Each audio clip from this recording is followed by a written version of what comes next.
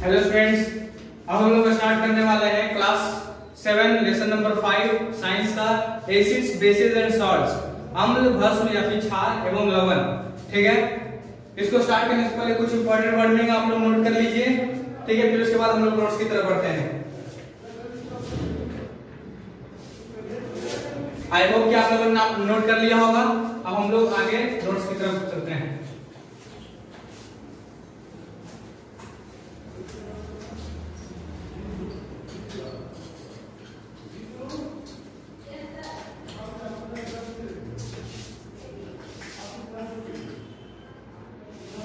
तो सबसे पहला जो टॉपिक होगा हमारा वो होगा एसिड, यानी कि अम्ल। तो देखो एसिड किसको कहते हैं? What is the acid? Salt substances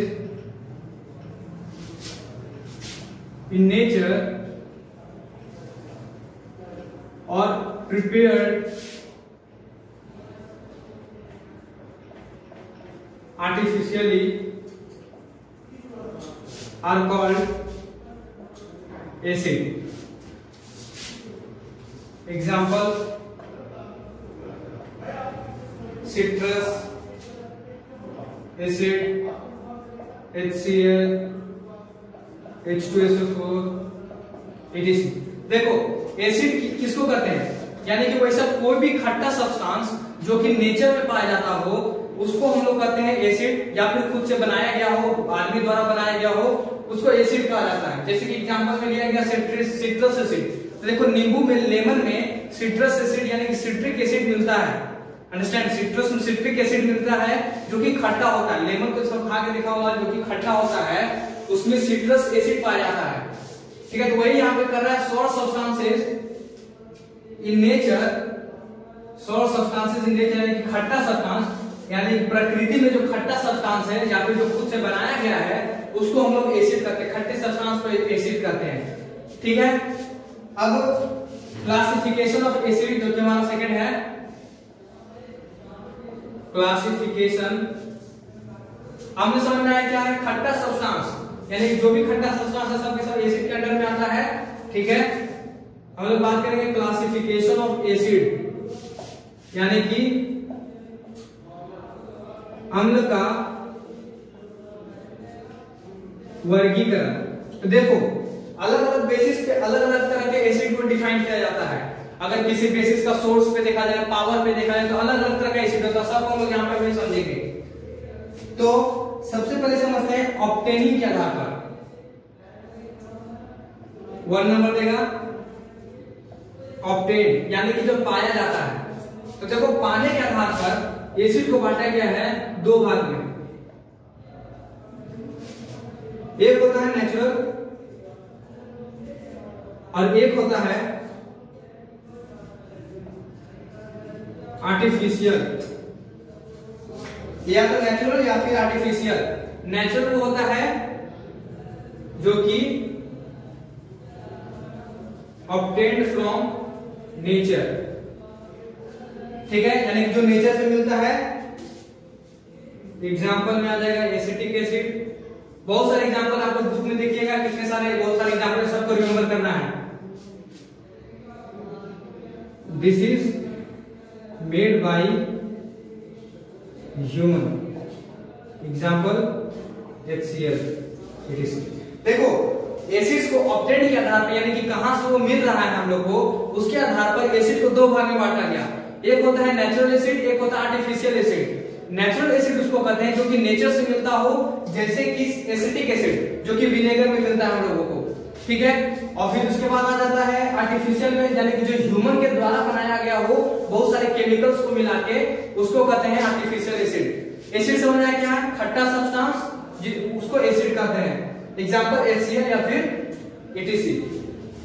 अब उसके बाद आते हैं पावर के आधार पर। अब हम लोग डिस्कस करते हैं एसिड को। नोट्स हम लोग करते जाएगा on the basis of power. अब हम लोग डिस्कस कर रहे हैं second on the basis of power. तो तो पावर के आधार पर एसिड को बांटा गया है दो भाग में, strong acid, weak acid.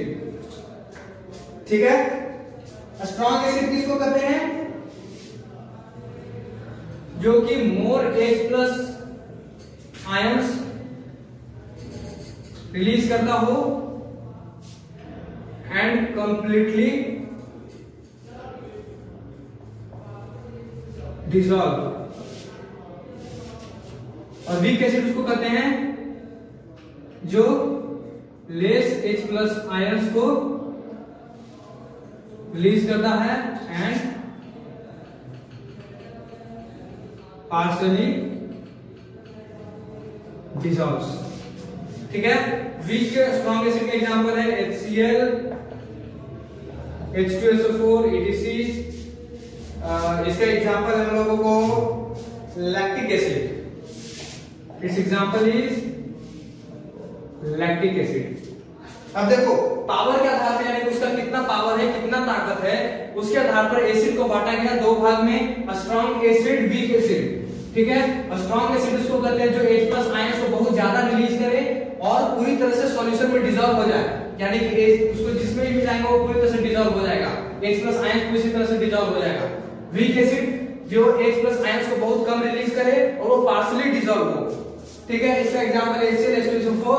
Weak acid का एग्जांपल है लैक्टिक एसिड। एक कॉमन सा बात है, उतना ज्यादा इसमें हम लोग को नहीं डिस्कस करना है। फिर उसके बाद है सोर्स के आधार पर। स्रोत के आधार पर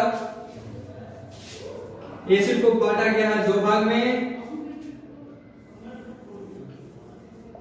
ऑर्गेनिक, इनऑर्गेनिक। ऑर्गेनिक वो होता है which contains H, organic acid, inorganic acid contain carbon and H as constituent, carbon and H hydrogen. Example है इसका सिट्रिक एसिड। फिर उसके बाद है from minerals of earth, from minerals of earth. इसका एग्जाम्पल है HCl या H2SO4। देखो सोर्स के आधार पर, स्रोत के आधार पर एसिड को बांटा गया दो भाग में, organic acid, inorganic acid. Organic acid वो उसको कहते हैं जिसका कंपोजिशन में, यानी कि जो जैसे कि मान के चलो सिट्रिक एसिड। ठीक है, तो सिट्रिक एसिड में कार्बन भी होगा, हाइड्रोजन भी होगा, तो उसको हम लोग ऑर्गेनिक एसिड कहेंगे। इनऑर्गेनिक एसिड जैसे HCl, इसमें मिनरल्स का, ये कहां से बनता है? अर्थ का मिनरल से बनता है। इसमें हाइड्रोजन तो है लेकिन कार्बन नहीं है। ठीक है, जिसमें कार्बन हाइड्रोजन दोनों रहेगा वो ऑर्गेनिक एसिड में, जिसमें नहीं रहेगा वो इनऑर्गेनिक एसिड में। अब आते हैं कंसंट्रेशन इस सबके टर्म पे। तो इसमें भी एसिड को बांटा गया है, एक और टाइप होता है दो भाग में। इसको भी पावर के तौर पे ही कर सकते हैं, कंसंट्रेटेड एसिड और डाइल्यूटेड एसिड। ठीक है, कंसंट्रेटेड एसिड जो होता है इसके पास मोर कंसंट्रेशन, ज्यादा कंसंट्रेशन में होता है, ये ज्यादा कंसंट्रेशन यानी मोर कंसंट्रेशन, और ये जो होता है वो लेस कंसंट्रेशन में होता है।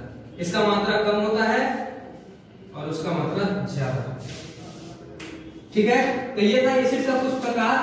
अब उसके बाद हम लोग स्टडी करेंगे प्रॉपर्टीज। एसिड्स का कुछ प्रॉपर्टीज को हम लोग डिस्कस करते हैं। क्लियर कर दे, इसको नोट कर लो सब अपना।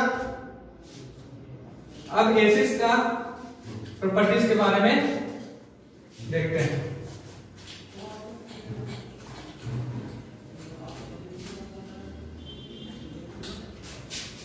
एसिड का प्रॉपर्टीज कितना टॉपिक है हमारा?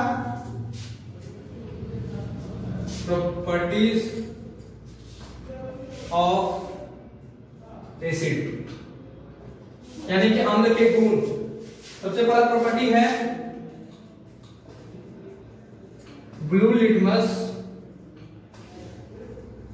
Into red,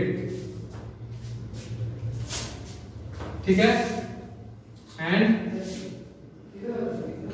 फेनोल्फथैलीन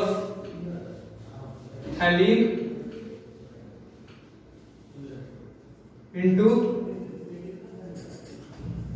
colourless. सेकेंड है कंडक्ट इलेक्ट्रिसिटी, नोट करते जाएगा सब लोग, ये सब प्रॉपर्टीज है एसिड्स का। थर्ड है corrosive in nature, fourth है can destroy paper, wood, etc. fifth है soluble in water, sixth है react with active metals, seventh है react with acid, react with bases to form salts। अब यहां पे एक और पॉइंट लिख लो, some useful acids, H2SO4, HCl, HNO3। देखो एसिड्स का जो प्रॉपर्टीज है, सबसे पहला प्रॉपर्टी है कि ब्लू लिटमस को रेड में बदल देता है। हम लोग पढ़ेंगे कि लिटमस क्या होता है, आगे हम लोग डिस्कस करेंगे लिटमस क्या होता है, लेकिन प्रॉपर्टीज का ये है ब्लू लिटमस को रेड में, याद रखिएगा सब लोग। और फेनोल्फथैलीन को कलरलेस कर देता है। फेनोल्फथैलीन और लिटमस को हम लोग आगे पढ़ेंगे, ठीक है। सेकंड कंडक्ट इलेक्ट्रिसिटी, ये इलेक्ट्रिसिटी कंडक्ट कर सकता है। कोरोसिव नेचर यानी खतरनाक होता है नेचर में, ये पेपर वुड वगैरह को डिस्ट्रॉय कर सकता है, वुड यानी लकड़ी। अगर इस सब पे अगर एसिड गिराया जाए तो उसको वो बर्बाद कर सकता है, डिस्ट्रॉय कर सकता है। ये वाटर में सोल्यूबल होता है, ये एक्टिव मेटल के साथ रिएक्ट कर सकता है, ये बेसिस के साथ रिएक्ट कर सकता है और नमक बना सकता है। यानी एसिड और बेस जब आपस में रिएक्ट करेगा तो नमक बनेगा, ठीक है। इसको हम लोग आगे डिस्कस करेंगे। सब यूजफुल एसिड्स, कुछ इंपॉर्टेंट एसिड्स हैं जो कि बहुत ज्यादा यूजफुल हैं। H2SO4, HCl एंड HNO3 ये बहुत यूज किए जाते हैं इस एसिड्स को। ध्यान से देखो, ये सब यूजफुल एसिड्स हैं। H2SO4, HCl, HNO3, हम लोग के पेट में HCl पाया जाता है स्टमक में, ठीक है, हो गया। इसका यूजेस आप लोग बुक में देखिएगा और रिमेंबर कीजिएगा। और जो केमिकल रिएक्शंस होंगे यानी कि CnC+O2 इस तरह का जितना भी रिएक्शंस होगा सबको आप लोगों को रिमेंबर करना है। एसिड हो गया, अब आते हैं बेसिस पे। बेस किसको कहते हैं? थर्ड है हमारा बेस। देखो ये होता है bitter in taste and soapy to touch।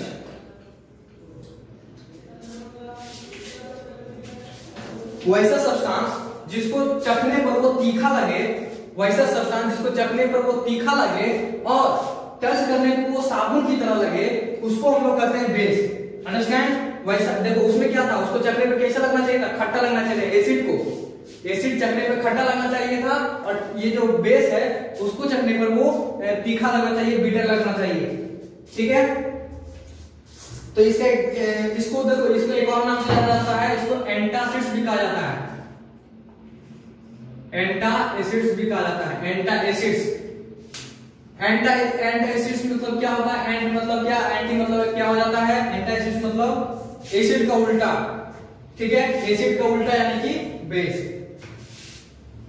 इसका कुछ प्रॉपर्टीज राइट करते हैं।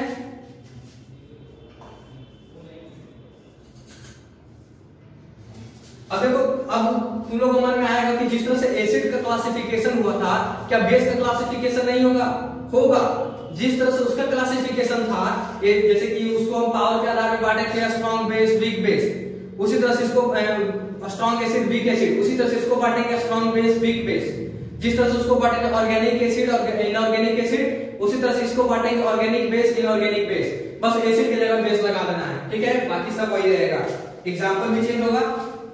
प्रॉपर्टीज में आते हैं, तो पहला है ये क्या करेगा, red litmus into blue. Acid क्या करता था, जल्दी से बोलो, ब्लू लिटमस को रेड में बदलता था, ये क्या कर रहा है, रेड लिटमस को ब्लू में बदल रहा है। सेकंड में कोरोसिव टू स्किन, यानी कि स्किन वगैरह पे गिर जाएगा तो स्किन को ये जला देगा। React with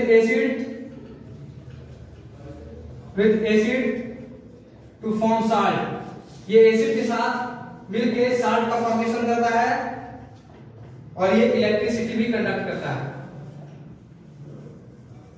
conduct electricity, understand.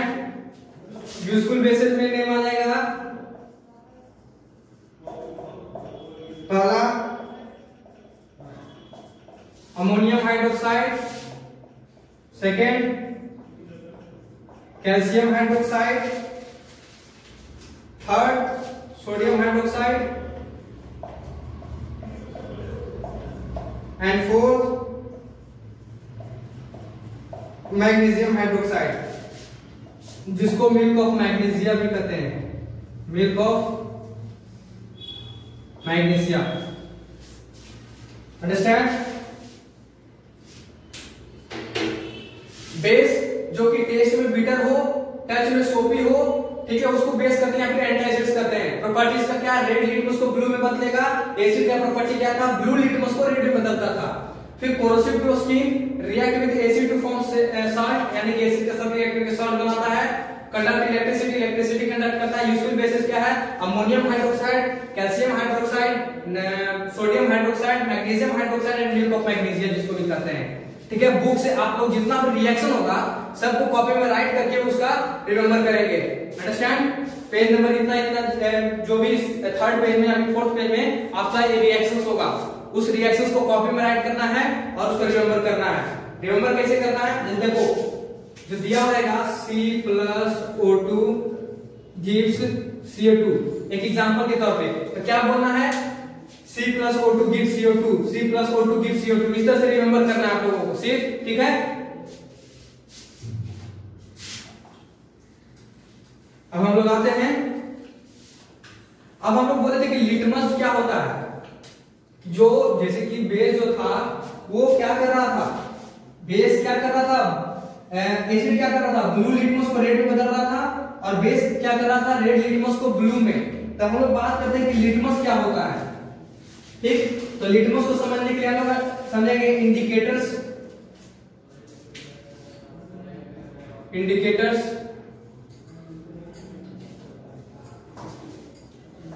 यानी कि सूचक। तो देखो हम लोग को अगर हम मान के चलो एक सॉल्यूशन दे दिए, सपोज दैट मान लो कि ये एक सॉल्यूशन है, ये एक सॉल्यूशन है, ठीक है, और बोले कि बताओ इसमें कौन सा एसिड है कौन सा बेस है, तो तुम कैसे बताएगा, क्या उसको चखेगा, गलती मत करना, चखने का गलती नहीं करना, ठीक, चखा नहीं जाता, किसी को टेस्ट नहीं करना, वो सिर्फ कहने का मतलब है कि बिटर एंड टेस्ट होता है, सोपी टू टच होता है। एसिड को क्या तुम देख पाएगा, टच कर पाएगा, पी लेगा उसको, नहीं। तो इसको पता लगाने का तरीका होता है इंडिकेटर्स। ये इंडिकेटर्स हम लोग को पता चल सकता है कि ये एसिड है या बेस है, ठीक है। अब ये इंडिकेटर्स क्या होता है सबसे पहले समझते हैं। हमें पता है इंडिकेटर्स का काम क्या है, they recognise by using indicators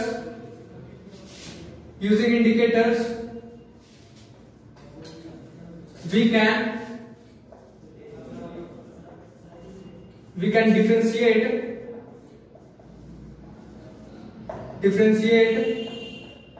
between acid and base। Indicators का यूज करके हम लोग एसिड और बेस में अंतर कर सकते हैं, ठीक है। सबसे पहले तो जान लो इंडिकेटर्स को दो भाग में बांटा गया है,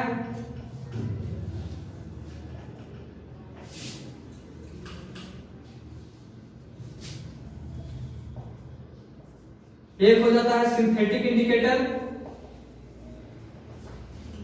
और एक हो जाता है नेचुरल इंडिकेटर, ठीक है। तो नेचुरल इंडिकेटर में आता है फर्स्ट इज लिटमस, सेकेंड है टर्मरिक, फोर्थ है चाइना रोज।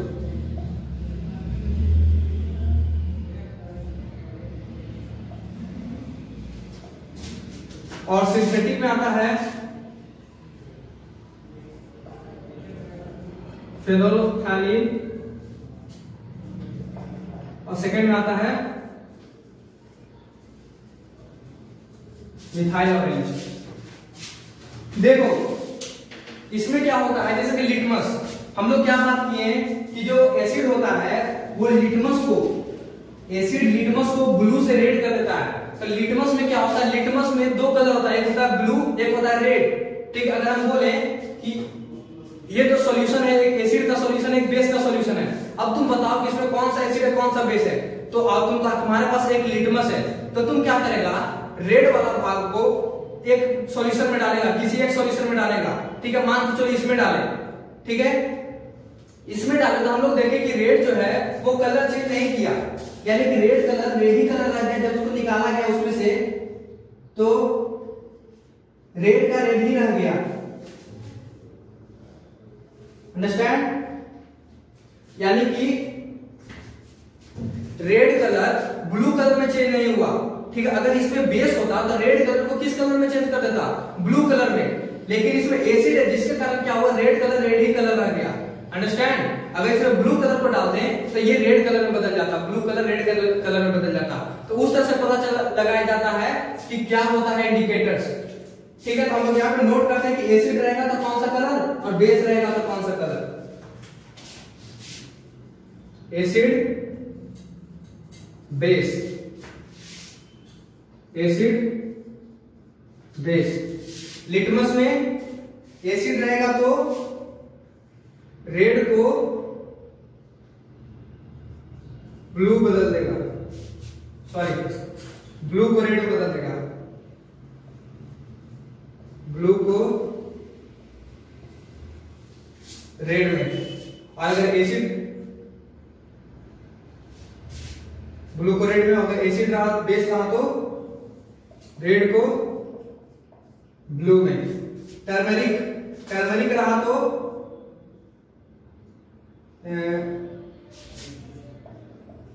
पिंक या फिर रेड में, एसिड रहा तो येलो। चाइना रोज रहा तो बेस को ग्रीन में और इसको डार्क पिंक में। ठीक है, फेनोल्फथैलीन में एसिड रहा तो कलरलेस, शुरू में जो लोग बात करते इसके बारे में, और बेसिक रहा तो पिंक, एसिड रहा तो ऑरेंज नहीं तो येलो। देखो अगर मान के चलो एक एसिड है एक बेस है, तुमको पता नहीं कि कौन सा एसिड कौन सा बेस, और तुम्हारे पास लिटमस है। अगर लिटमस में क्या बोले, दो कलर होता है, एक रेड एक ब्लू। ठीक है, आधा आधा, एक जैसे कि लिटमस है तो इसमें आधा ब्लू होगा आधा रेड होगा। ठीक है, अब हम बोले कि बताओ इसमें कौन सा एसिड कौन सा बेस, तो तुम जब लिटमस को ब्लू की तरफ से डाला तो देखा उसमें कि मान चलो इसमें डाला, एसिड वाला में डाला, तुमको पता नहीं कि एसिड है क्या है, लेकिन जब उसमें ब्लू कलर डाला तो देखा कि वो रेड में बदल गया, ब्लू कलर रेड में बदल गया। तुम्हारा जो लिटमस है उसका कलर ब्लू से रेड हो गया। इसका मतलब जिस सॉल्यूशन में तुम डाला था वो क्या था, एसिड। अब बेस में अगर तुम उसको डालता है ब्लू, बेस में अगर डालता ब्लू कलर को तो ब्लू का ब्लू ही रह जाता, कलर चेंजिंग नहीं होता। इसका मतलब क्या था, बेस था। ठीक है, टर्मरिक, तो टर्मरिक कौन सा कलर का होता है, येलो कलर का, हल्दी।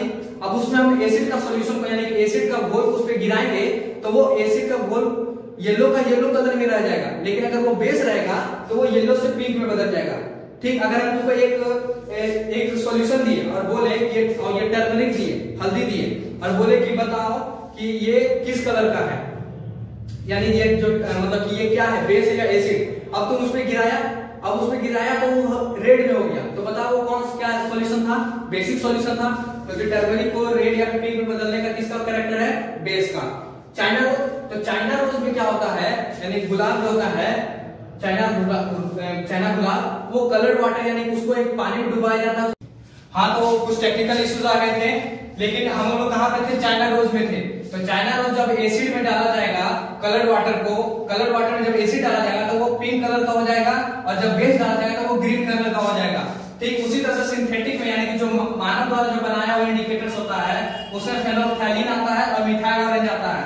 फेनोल्फथैलीन में एसिड जब मिलाया जाएगा तो वो कलरलेस हो जाएगा, और जब बेस मिलाया जाएगा तो वो पिंक कलर का हो जाएगा।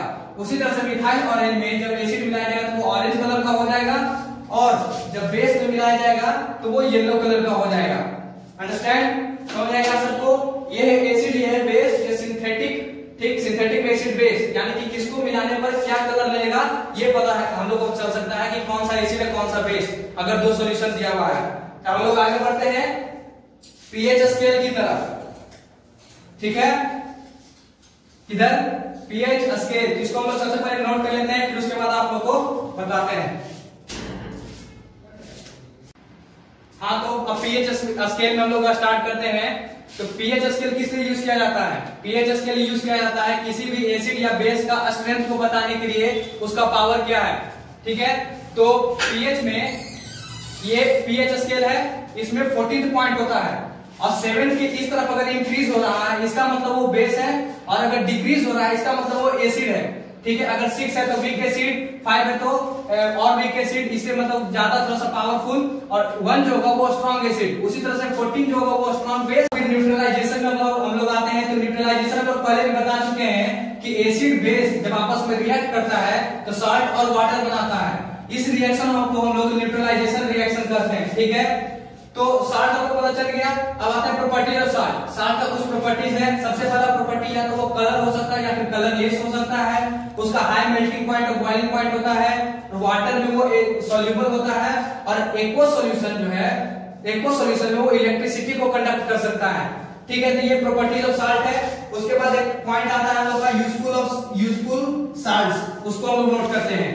क्या है point? Useful salts. Useful salt, useful salts. तो यूजफुल साल्ट्स में 2 साल्ट है जो कि यूजफुल होता है। सबसे पहला सोडियम कार्बोनेट, जिसको वॉशिंग सोडा भी कहते हैं। ठीक है, और सेकेंड है सोडियम बाइकार्बोनेट, जिसको बेकिंग सोडा भी कहते हैं। ठीक है, वॉशिंग सोडा या फिर बेकिंग सोडा। ठीक, अब इससे आप लोगों को यूजफुल पता चल ही होगा। वॉशिंग सोडा यानी कि धोने वोने के काम आता है, और बेकिंग सोडा यानी कि खाना बनाने के काम आता है। अब हमारा लास्ट टॉपिक आता है 9 टॉपिक जो कि है सोप एंड इट्स प्रिपरेशन, यानी कि साबुन किस तरह से तैयार होता है।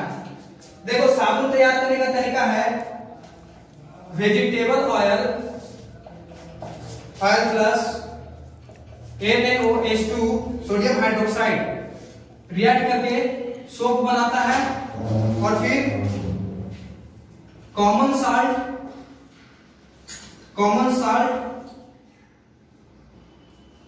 Use to separate soap from components of salt. ठीक है, सोप का प्रिपरेशन किस तरह से होता है? जो सब्जी में जो तेल वगैरह होता है उसको यूज करके सोडियम हाइड्रोक्साइड के साथ दोनों रिएक्ट करता है। रिएक्ट करने के बाद उसमें सोप बनता है, और फिर ये जो सोप होता है उसमें कुछ साल्ट का मात्रा, कुछ कंपोनेंट्स होते हैं जिसको कॉमन साल्ट यूज करके उसको निकाल लिया जाता है। ठीक है, किस तरह से सोप का प्रिपरेशन होता है? आप लोग का बुक में जो सोप का प्रिपरेशन है उसका एक पूरा प्रोसीजर का डायग्राम दिया होगा, उस डायग्राम को आप लोग को बना लेना है। ठीक, आप लोग का जो HW होगा वो होगा first revise the notes, second take the question answer, and third take the objective. ठीक है, तो पढ़ाई करते रहें। All the best.